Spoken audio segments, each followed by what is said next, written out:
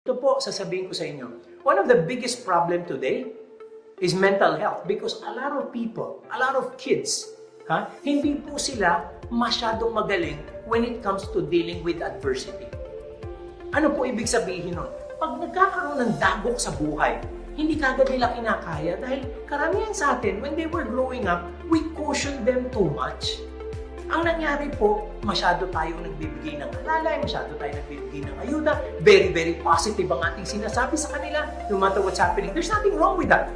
But when they experience failure, how do they see it?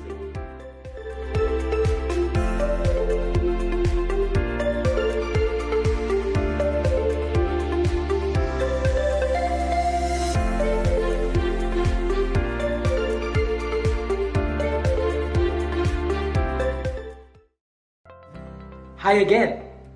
This is Rex Mendoza from Rapper Financials. I hope you're really learning a lot from our videos, and please do tell us that. Give us comments here that can tell us what we're doing right or what we're doing wrong or what we can improve, and more importantly, give us topics that you'd want us to discuss. Today, this video is all about children, all about kids. Many of us, we feel that we've done our best to take our family into the track of security and prosperity. Pero parang kulang. Anong mas gusto natin? Siyempre, pati yung mga bata matuto, so they have a better life than what we have. Lagi nga natin sinasabi, there has to be a progression. Hindi ba? Ang gusto natin, ang mga anak natin, mas maganda pa ang magiging katayuan than us. Ito po ang gusto nating mangyari. So, what do we teach them? How do we teach them about money? Kasi po yan ang isa sa mga unang tanong ng marami sa akin eh. Boss Rex, paano mo pinalaki mga anak mo? Bakit ganyan sila? You know, many of my friends know, kahit paano naman po may naipundar tayo. Pero mga anak ko, alam ng mga kaibigan nila, you know, they remain to be frugal, they remain to be wise with their money. And in fact, they are building up on their platforms of income to earn money. Kahit hindi pa po sila nagtatrabaho noon, may naumpisahan na sila. Bakit sila ganyan ka-conscious? Bakit ganyan ang kanilang belief system? It's not because of the lessons that we just teach them.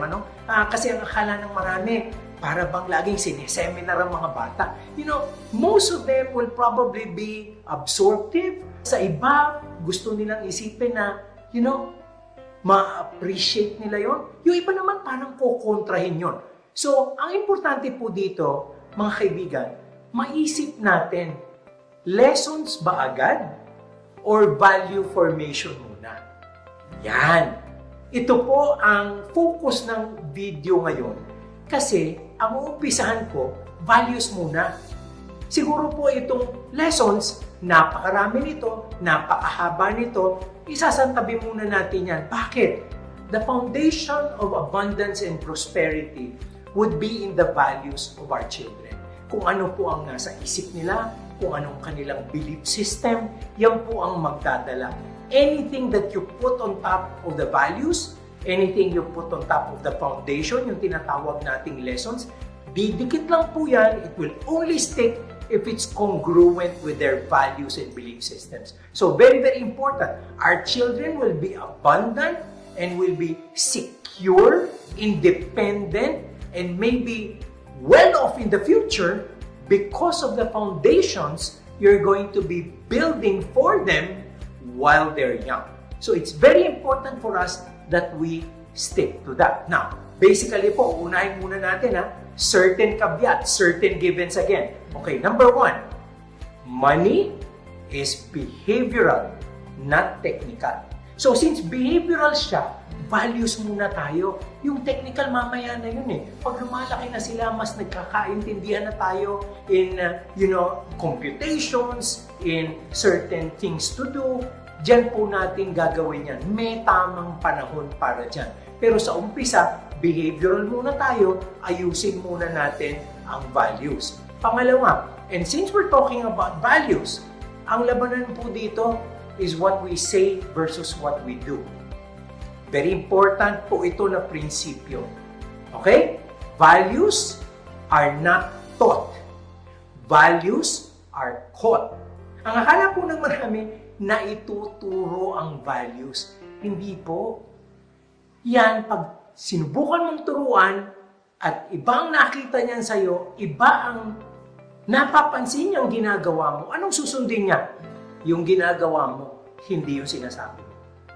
So it's very important for us to make sure that they see what we implement in our lives. Kailangan po yan congruent dun sa value creation system na gusto nating mangyari. Hindi pwedeng meron tayo itunuturo tapos hindi naman natin ginagawa. In fact, mas maganda po ang pagtuturo na nakikita nila na ginagawa mo. Mas maganda yung lesson, mas maganda yung value dahil kokopyahin ka nila eh. Values are caught, not taught. Ang nakikita nilang ginagawa mo, yun ang gagayahin nila, yun ang susundin nila. Kaya mag-ingat tayo sa sinasabi natin at ginagawa natin. Now, lastly, kailangan po, alam din natin yung timing. Mahirap din kasi minsan, nagtuturo tayo ng bata sobrang bata pa naman niya, hindi niya pa ma-absorb yun. Meron siyang ma-absorb na tama at meron din siyang kailangang mga leksyon na ipagpaubaya natin pag medyo may edad na siya. Let me give you an example, no? Kasi po, decision making para sa mga bata, parang hindi pa naaangkop kapag sobrang liit pa nila, no? And that's the reason why nagtataka yung mga kaibigan ko. In fact, natawag po sa school ang anak ko at tinanong, magkanong allowance niya? Okay? Magkanong allowance niya? Ang sagot po ng anak ko, 20 pesos a week. So, na-shock yung kanyang teacher, na-shock yung kanyang classmates. Bakit? 20 pesos a week Hindi naman mahirap ang pamilya nyo, di ba? Bet ganon. Alam niyo po kung bet ganon? Kasi naniniwala kami ng misis ko, naniniwala kami ni Ana, na at that age, our children are not supposed to make money decisions. So, ano ibig sabihin? Throughout the whole week, binibigyan namin sila ng kailangan nila. Pagkain, snacks, talagang sinusupermarket po yan, pine-prepare yan everyday. Hindi sila kailangan magdesisyon sa pera dahil meron silang lahat ng kailangan nila. So magtataka kayo, para sa inyo 20 pesos? Sa biyernes lang po yun.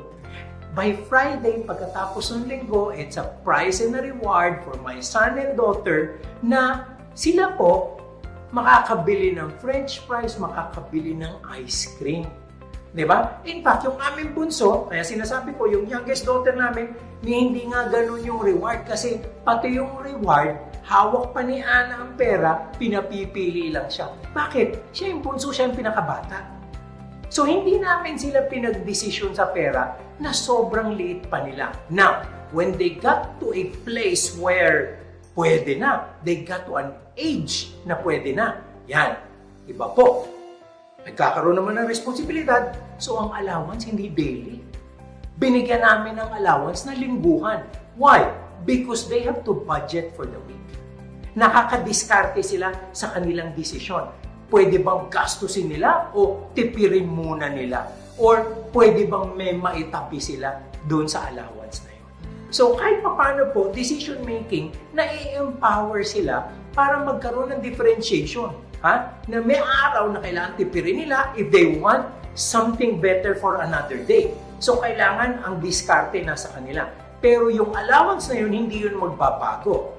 Okay? Very important po Pag medyo kinapos yan, pag Huwebes o Biyernes, hindi yan nadadagdagan. Pagkakasyahin mo yan. So, very important at naintindihan po nila, maliliit pa lang sila, na they can actually do something with money. Okay? So, that being said, ano na ito ngayong mga values na pinag-uusapan natin? First, value, very important, the value of money itself. Di ba? Lagi pong nakikita natin ito sa mga libro, sa mga ibang tao, sinasabi nila, kailangan turuan natin ng mga bata that money doesn't grow on trees. Totoo naman, di ba? Money is earned. So, kailangan po, bata pa lang sila, alam nila na ang pera, hindi yan basta-basta binibigay. Pinaghirapan yan.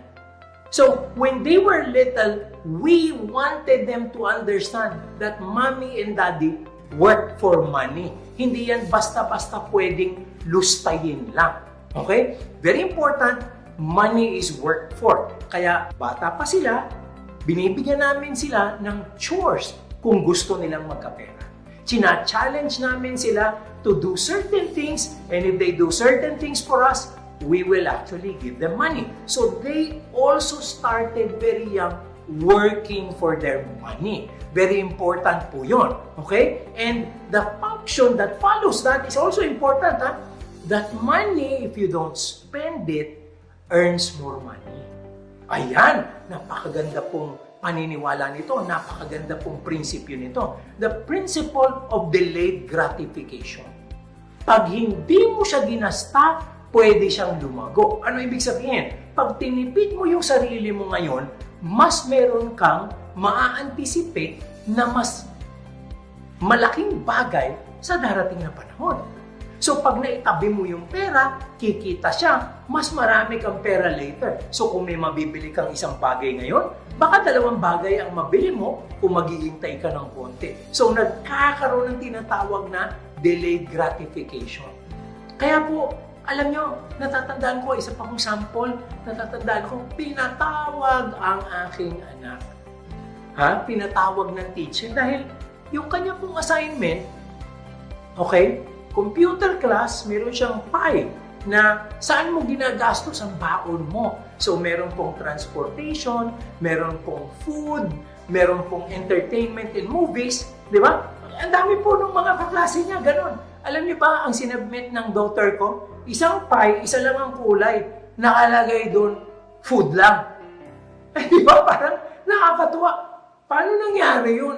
Wala ka ng ibang pera. Alam niyo ang sagot ng anak ko doon sa teacher? Ma'am, the money na binibigay ng daddy ko talagang pang food lang eh. Kasi yung para sa ibang bagay, saka na lang niya ako binibigyan, hindi niya binibigay sa akin yun. And it's very, very important na yung binibigay niya, tama lang. Kasi tinanong siya ng teacher, Baby, bakit wala kang savings? Bakit puro food inuubos mo? Kasi ma'am, ang binigay ng pera ng parents ko, yung eksakto para doon. Kasi yung savings ko nakalagay na sa mutual fund. You know, this is a grade 5 student talking. Grade 5 student talking, meron ng investment sa mutual fund. Di ba na-shock yung teacher? Hindi ba na-shock yung teacher na ito palang allowance na binigay sa kanya, tama lang for this because yung pinag-uusapang savings naiiwan pa rin sa akin kasi ini-invest niya sa mutual fund. You know, at a very, very early age, kinakausap namin yung mga bata in terminologies they will understand. Bigyan ko kayo ng example. Ang explanation ko kay Bibi ng mutual fund, parang nagbe-bake tayo ng pie. Hindi ba? Parang nagbe-bake tayo ng pie. Isipin mo, yung apple, yung mango, masarap yan pag magagaling ang paghalo niyan. At magaling din ang naghalo. There's a baker who puts magic in a recipe so that the pie is going to taste good. So that the pie is going to perform. Ganyan din ang fund manager, hindi ba? Yung fund manager, pipili siya ng mga instrumento, pinagsama-sama niya sa isang fund para mas kumita ka. Because bata ka pa eh. Hindi mo kaya yung ginagawa ng fund manager. Alam nyo, na-shock yung teacher, pinatawag din ako. Nakakatuwa po, pinatawag ako at sinabi sa akin, Mr. Mendoza, can you give this baking presentation to our children here in our grade 5 section A na parang nakakatuwa nung in-explain ni PB. Kahit ako na-amaze ako, sabi ng teacher niya na mutual funds at grade 5 na-appreciate na ng bata because it's not fund management, it's not money management, it's baking. So, nakakatuwa po. But delayed gratification will give you rewards. And they all know that. And now we go to the second value, di ba? Usapan natin, the value of money, of which delayed gratification is part of. Ito na po yung susunod. Needs and wants. It's the appreciation of what necessities are and what luxuries are. Dapat po alam ng mga bata yan because at a very early age, alam na nila kung ano ang titipirin namin at kung ano ang hindi namin pipigilan. Necessities are necessities. The essentials of life we will give them. We will not scrimp on them. They know that. Things like food, the essentials, medicine, their vitamins, very important po yan. So the sprinkling of travel, certain luxuries like watches, clothes, hindi po yan necessity. Ang necessity is just to have the right amount. Okay? Let me give you an example. Lahat yan, presyo yung mga anak namin because when they were in elementary, they never owned a cellphone. Wow! They never owned a cellphone. Bakit? At that time, hindi yan necessity eh. Bata ka pa eh. Diba? At that time, bata ka pa. Ngayon kung may field trip, kailangan mo ng cellphone, may ipapahiram kami sa'yo, but that's a family cellphone, that's not yours. Alam nyo, there's enough peer pressure on them. Ang sabi pa nung isang anak ko, Nagi, yung klase ko, pang-apat na beses nang nagpalit ng mobile phone. Alam nyo sagot ko? Good for her, di ba? Be happy for her. Be amazed. But you know what? You will own your own cell phone when it's the right time.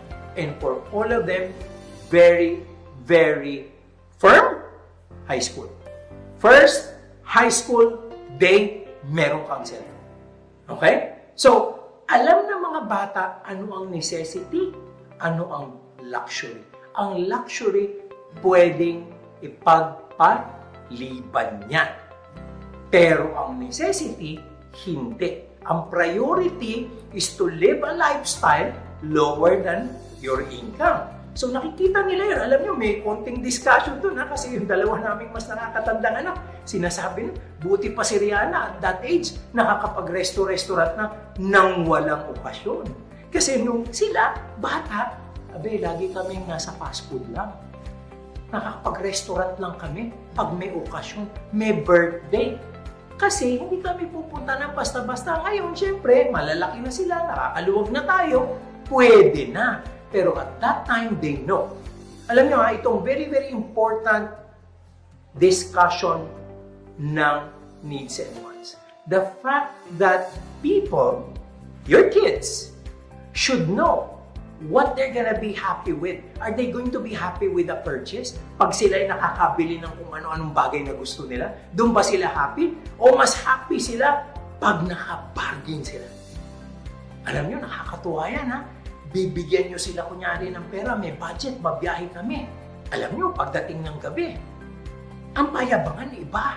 Diba? Hindi yung, tingnan nyo itong damit na nabili ko. Hindi. Tingnan nyo itong nabili kong damit at ito lang ang presyo. Ang pinagpapayabangan is the deal. It is not what is bought, but the deal they made. So ano nangyayari pag nagsha-shopping kami? Kasi alam nyo naman talaga, there's fun in shopping. Pero there is a difference between having fun in buying, but there is a different sense of fun in looking for great finds. Very important. Looking for great finds. In fact, for my family, the fun is in the finds. Yung talagang nakakuha ka ng napakagandang purchase, isang bagay na gustong-gusto mo, sa buong kapuluan, naghanap ka na, ganito lagi ang presyo, nakakita ka ng good deal. Yun ang talagang happy sila, getting something they want at a deal that's best.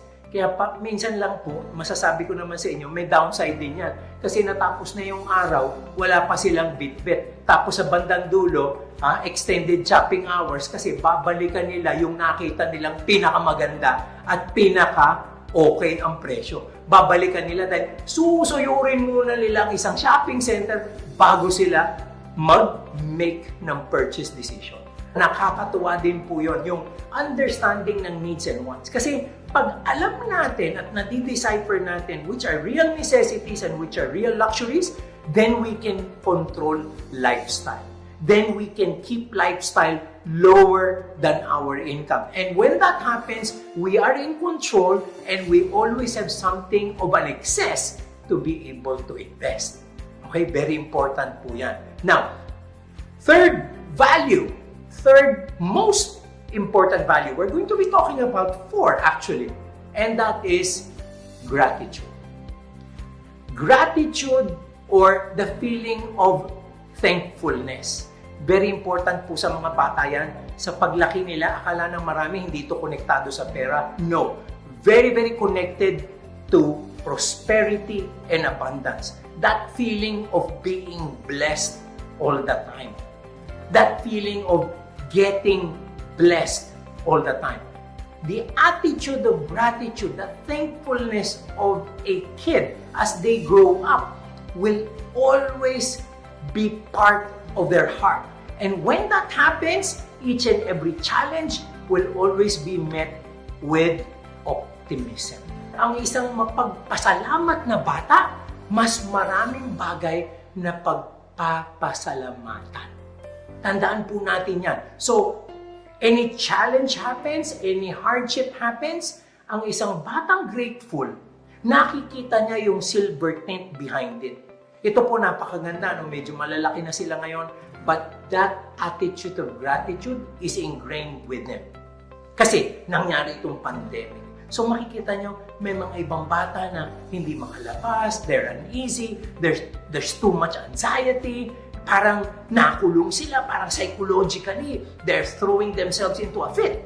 Aba, yung mga anak ko po hindi. Immediately, all of them, all three of them, already thinking about the blessings this whole thing brings. So ano yun? Uy, Daddy, may oras na tayong mag-workout. So, hindi lang kami mag-workout, isasama namin kayo ni Mami. Hindi ba? So, may oras na silang mag-workout. Daddy, I now have the time to create my passion project. Yung bunso ko si Rihanna, gumawa po siya ng The Idea Brew on Instagram. Look for it. Gumagawa siya ng book review. In fact, ginawa niya po ako ng book review ng Father's Day just recently. Gumagawa siya ng reviews, ng talks, ng magagaling na libro. No? So that it forces her to really absorb yung laman ng libro and to share it with her friends.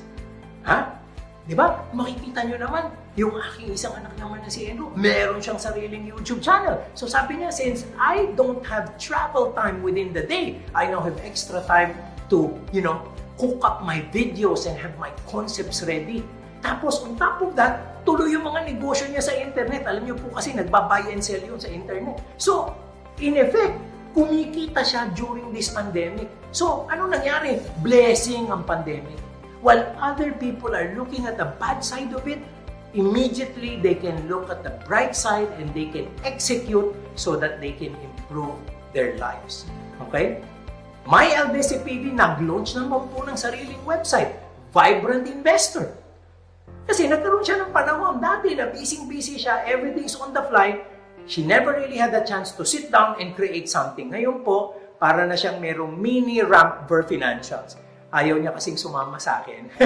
So, meron siya ngayong Vibrant Investor, it's a mini Ramper Financials, all products din across the board, pero daw kayo, karamihan nun connected din sa Ramper. So, lahat ng mutual funds niya sa amin din galing. But what's she doing?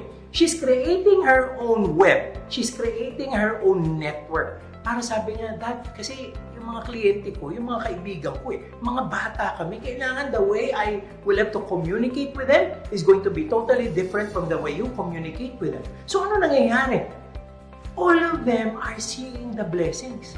So for any challenge, ito po sasabihin ko sa inyo, one of the biggest problem today is mental health because a lot of people, a lot of kids, hindi po sila masyadong magaling when it comes to dealing with adversity.